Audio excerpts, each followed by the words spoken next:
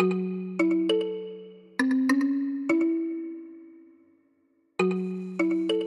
York, late 70s.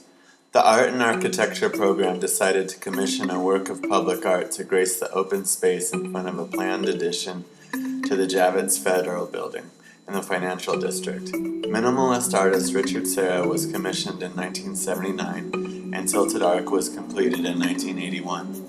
The larger-than-life steel structure was made so the workers and frequenters of the building would have to make a detour to enter the building, and after a lawsuit, the structure was removed in 1989. Serra stated, "It is a site-specific work, and as such, is not to be relocated. To remove the work is to destroy the work." Designed to be counterintuitive, Tilted Arc effectively redefined the space in which it existed, due to this intimate relationship between the location and the meaning of the work. Rewind to the late 1800s in Los Angeles. Prudent Beaudry purchased a majority of a land that would be known as Bunker Hill. Because of the hill's excellent views of the Los Angeles Basin and the Los Angeles River, he knew that it would make for an opulent subdivision. He developed the peak of Bunker Hill with lavish two-story Victorian-style houses that became famous as homes for the upper-class residents of Los Angeles.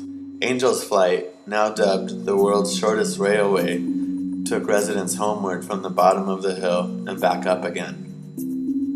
Starting in 1955 and spanning till the late 1980s, a redevelopment project cleared and flattened the hill to make way for some of the tallest skyscrapers in the region.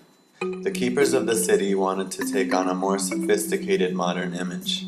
The lavish two-story houses were decimated. Only two were moved to a brand new museum named Heritage Square, located in the Highland Park neighborhood of Northeast LA. In the museum's first few years, the remaining houses in Bunker Hill were burned down by squatters. Like the Tilted Arc being removed from its original site, it no longer functions as a house, but reversely, it becomes, in my mind, a sculpture or a monument. These houses tell stories. They are tattered and worn, and some contain haunted histories, eager to make confessions.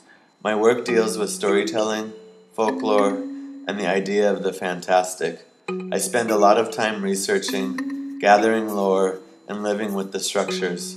A certain meditation process is involved to come into a synthesis of paintings, washes, text-based images, and photographs to form an amalgamation of not just singular works, but rather I think of my work as project-based and usually take form in an installation.